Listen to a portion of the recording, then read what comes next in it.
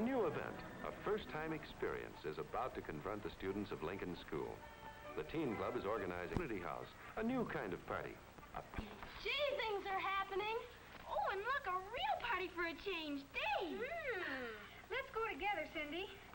Well, how do you know somebody isn't going to ask to take? Oh, do you think somebody might?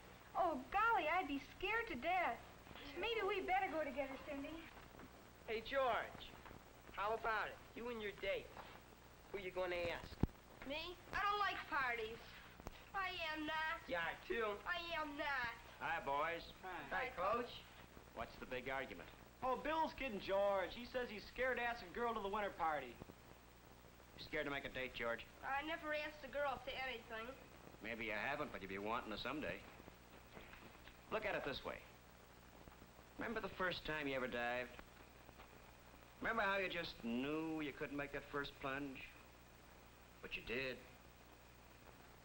After that, it was easy, wasn't it? Yeah. That's all right as far as diving goes. But gosh, dating's different. Sure, but you'll want to date someday, George. It's easier here where you know everyone so well. Later on it may be harder. Like taking your first plunge from the high dive. Diving into the social swim is a lot easier than it seems. It's just a matter of following a few very simple rules of etiquette, a matter, too, of having a little courage. After a morning of thinking it over, George decides to take the plunge. Oh, sorry. Hiya, Mildred. Hi. How'd you like Skip Davis's poster? Pretty good, huh? Yeah, pretty good. Ought to be a nice party, maybe with a floor show and all. Yeah, sure will. Would you like to go? Huh? I mean, would you like to go to the party? You mean with you? Why, I guess so. That'd be okay. Sure. I'll have to ask at home, of course. Okay, I'll check with you at school tomorrow. Fine. Bye. Bye. George did make the date. Awkward, maybe, but the date is made. Here's Bill ready to make the plunge. Let's see how well he does it.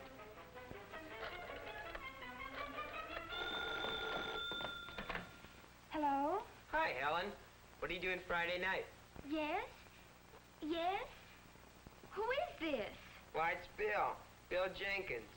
Oh, Bill. Well, hello. I was just wondering if you're busy Friday night. Friday night? Why, No, Bill didn't do very well. First mistake, to think that everybody recognizes his voice. Second mistake, is it fair to extend an invitation without telling what it's all about? But Bill seems to realize that he did it the wrong way. Let's give him another chance.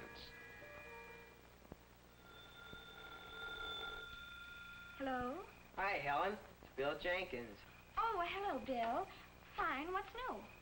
Say, the teen club's giving a party in the community house Friday night. Would you like to go with me? Oh, gee, thanks. That sounds like a lot of fun. Yes? Oh, I don't know. Did you know whether or not Barbara's going? I suppose so. Hold it. This is getting embarrassing for both of them. They don't know how to stop. The rule here is that the girl declines or accepts an invitation briefly and then says goodbye. If Helen had been older, she might have handled the telephone conversation something like this. Hello? Hi, Helen. It's Bill Jenkins. Oh, hello, Bill. Say, the teen club's giving a party at the community house Friday night. Would you like to go with me? Oh, yes, thanks. That sounds like a lot of fun. The party starts at 7:30. I'll call for you about 10 after. Fine, Bill. I'll be looking forward to it. Bye.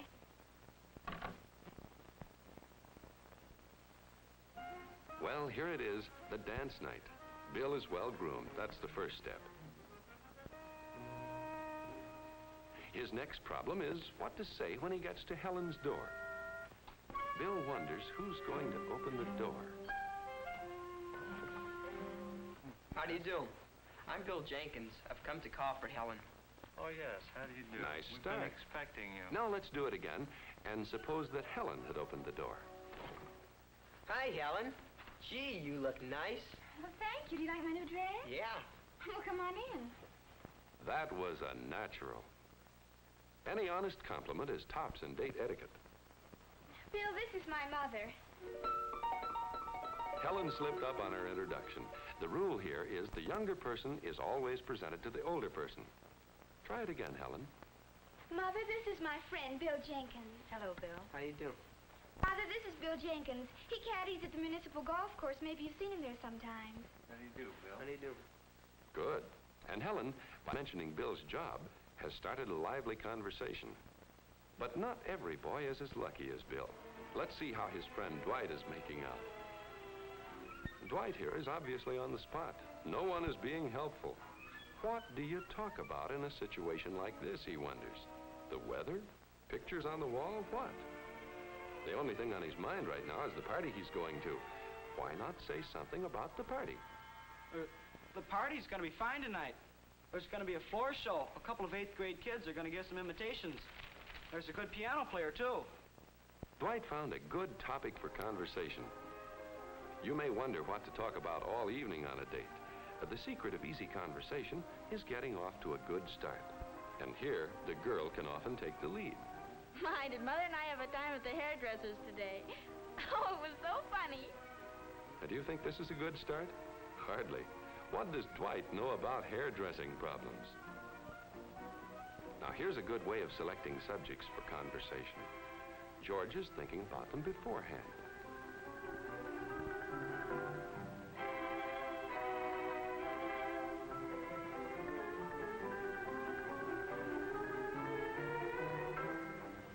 George has chosen a good topic.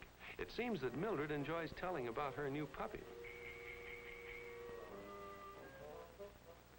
Here they are at the party.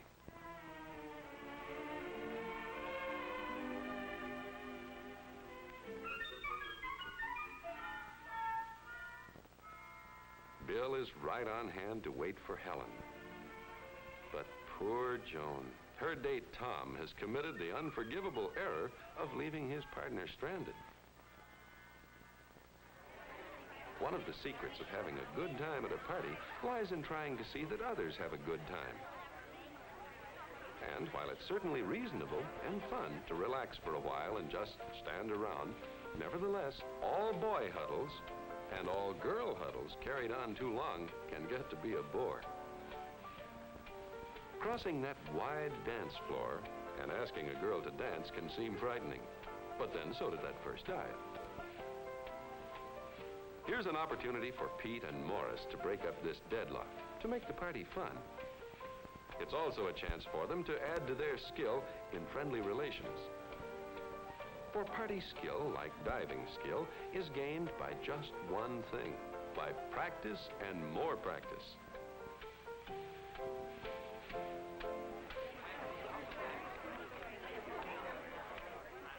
An efficient committee helps to make a party a success by thinking of those who are interested in other things than dancing.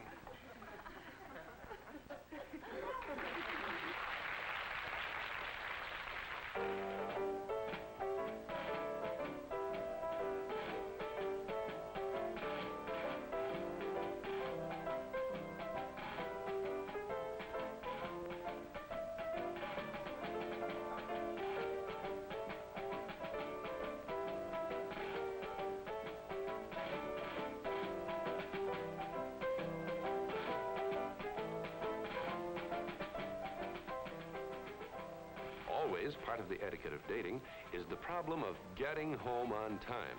This is the responsibility of both boys and girls alike. Oh, gosh, I better be thinking about my deadline, George. You know parents. I have to be home by 10:15 or else. Yes, we'd have to leave right now if we want to make your house walking. But I made a deal with Bill's dad for a ride. We've got at least another 15 minutes. Oh, fine.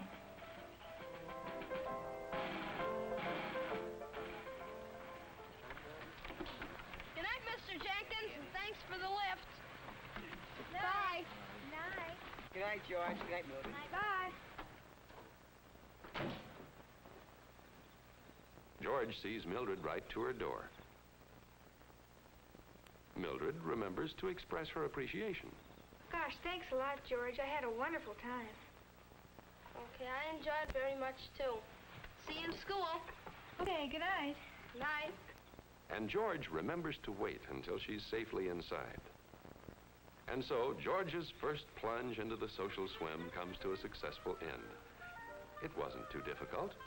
All it required was a little courage and following a few simple rules of etiquette.